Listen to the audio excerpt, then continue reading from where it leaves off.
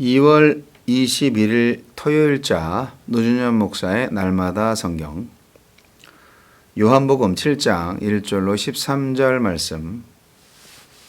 그 후에 예수께서 갈릴리에서 다니시고 유대에서 다니려 아니하심은 유대인들이 죽이려 함이러라. 유대인의 명절인 초막절이 가까운지라. 그 형제들이 예수께 이르되 당신이 행하는 일을 제자들도 보게 여기를 떠나 유대로 가소서.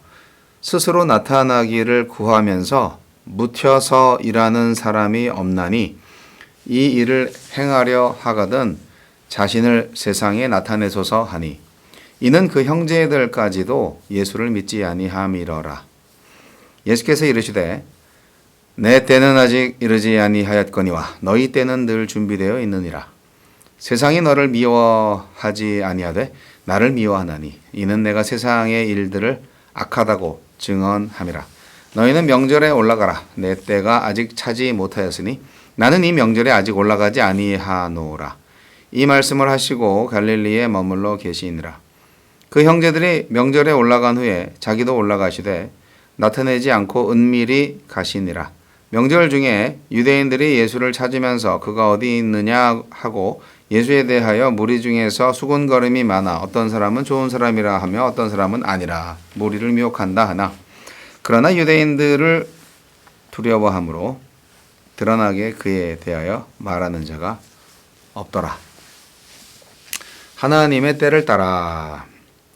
초막절이 되어 예수님의 형제들은 예수님에게 예루살렘으로 올라가 세상에 존재감을 과시하자고 부추기지만 예수님은 거절하시고 오직 하나님의 때를 따라 결정하십니다.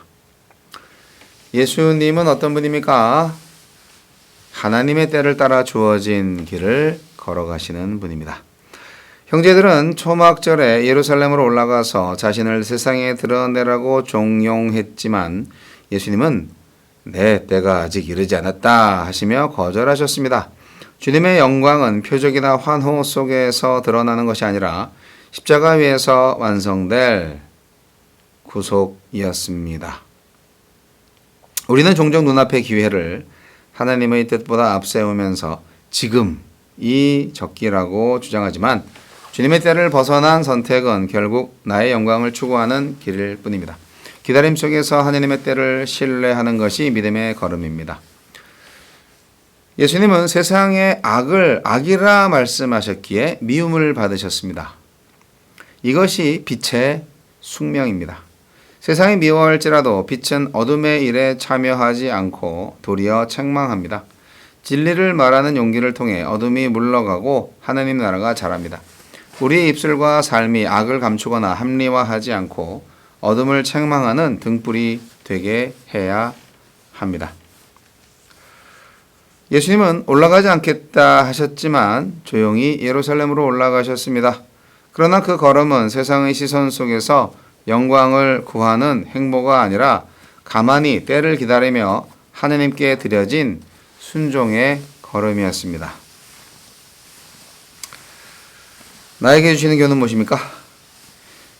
예수님의 형제들은 세상의 무대에서 성공을 꿈꿨습니다. 초막절의 예루살렘은 명성을 얻고 영향력을 행사하기에 적시적소이니 기회를 놓치지 말라고 예수님을 채근했습니다. 하지만 이것은 믿음이 아니라 불신앙에서 비롯된 것이었습니다. 우리도 신앙의 이름으로 성공을 포장하고 있지는 않습니까? 하나님의 뜻보다 결과를 앞세울 때가 있지 않습니까? 하나님의 나라는 원대한 비전이 아니라 온전한 순종으로 이루어집니다.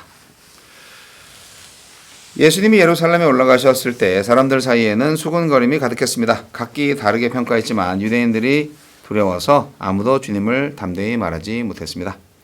우리는 예수님을 어떤 분으로 알고 있습니까? 세상 속에서 당당하게 예수님을 나의 주님이라고 고백하고 있습니까? 자, 요한복음을 읽다 보면 확실히 역사성은 좀 없다고 볼 수 있습니다. 역사성은 좀 떨어진다. 그 요한복음은 뭐 시간 순서대로 기록한 책이 아니고요. 사건 중심으로 또 말씀 중심으로 기록한 어떤 신학서적이라고 볼 수 있어요. 신학적 의미가 아주 많이 담겨 있어요. 6장까지 예수님이 생명의 떡에 대해서 말씀하셨죠. 본인이 생명의 떡이라고 말씀하셨는데, 이제 7장에 오시면 이제 생명수로, 생명의 물로 또 말씀을 하실 거예요. 그래서 절기가 또 딱 이어집니다. 6월절과 초막절 사이가 6개월 정도 차이가 있는데요. 그러니까 이제 6장과 7장 그 시간차가 있는 거죠. 6개월이나. 요한복음은 예수님의 정체에 대해서 분명하게 말하고 싶어 합니다. 예수님이 누구냐? 하나님의 아들이고 그리스도다 하는 것을 말하고 싶은 거죠. 근데 오늘 말씀은 때에 대해서 말씀하고 있어요. 예수님이 그 유대인들이 죽이려고 하기 때문에 지금 예루살렘이라는 도시 사역을 하지 않고 갈릴리에서 계속 사역을 하고 계신 건데, 명절이니까 초막절이니까 예루살렘에 올라가서 이제 나타내라. 예수님의 형제들이 그렇게 요청을 했죠. 그런데 예수님은 아직 내 때가 이르지 아니하였다. 그렇게 말씀을 하셨어요. 근데 또 그렇게 말씀하시고 안 올라가는가 했더니 또 어느새인가 또 후루룩 몰래 올라가셨어요. 그러니까 좀 당황스럽죠. 아니 뭐 지금 아니라고 해놓고 또 훅 가시네. 아마도 그때 또 하나님이 가라고 했나 보죠. 자, 이건 뭘 의미하냐면 하나님의 계획과 인간의 뜻이 다를 수 있다. 사실 다를 때가 많죠. 예수님의 사역은 철저히 하나님의 권위와 때에 맞춰서 진행되고 있습니다. 하나님의 주권적 계획 안에서 이루어지는 것이 당연한데 인간의 눈으로는 그거를 파악하기가 참 어렵죠. 많은 사람들이, 저를 포함해서 많은 주의 종들이, 사역자들이 종종 조급해하는 게 있어요. 빨리 이게 추진이 돼야 되는데, 특히 우리 한국 사람들 성질이 급하잖아요. 그래서 제가 돌이켜보면 내가 하나님보다 항상 반발자하고 반보다 앞서 갔던 것 같아. 그래서 망한 적이 많아. 이런 생각이 들 때가 있습니다. 참된 제자는 예수님처럼 하나님의 때를 기다릴 줄 아는 인내를 배우는 사람입니다. 우리의 시간표가 아니라 하나님의 시간표에 따라서 가야죠. 그게 가장 완전하고 완벽하니까요. 삶의 여러 가지 결정을 할 때가 있죠. 그리고 여러 가지 과정들이 있죠. 하지만 그러한 모든 과정 가운데에서 하나님의 때를 기다릴 수 있어야 됩니다. 그게 정말 진정한 영성이에요. 때때로 하나님은 좀 느리죠. 뭐가 좀 자꾸 지연돼요. 예. 근데 어떨 때는 하나님이 그런 지연을 통해서 우리의 신앙을 단련시키고 또 연단하실 때도 있거든요. 그 기다림 속에서 우리는 더 깊은 순종과 믿음을 갖게 되는 경우가 있죠. 사역자들과 성도들은 인내하면서 하나님의 뜻을 항상 구해야 합니다. 지금은 아닐 수도 있어 라는 마음, 겸손한 마음으로 하나님의 인도하심에 전적으로 신뢰해야 한다는 것이 오늘 말씀의 핵심입니다. 형제들은 굉장히 불신앙적이었어요. 하나님의 뜻을 전혀 이해하지 못하고 있었어요. 예수님의 형제들, 예루살렘으로 빨리 올라가세요. 공개적으로 자신을 드러내세요. 그러면 사람들한테 인정받고 명성을 얻을 수 있잖아요. 그러나 이런 요청을 하는 그 사람들은 사실 굉장히 세속적인 생각을 가지고 있는 사람들이죠.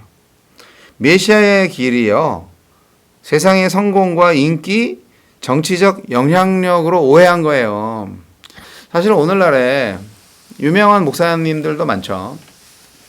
일반인들도 아는 목사님들이 많은데 그런 유명한 목사님들이 더 좀 조심하셔야 될 부분이 있어요. 유명해지기 위해서 목회를 하면 안 되죠.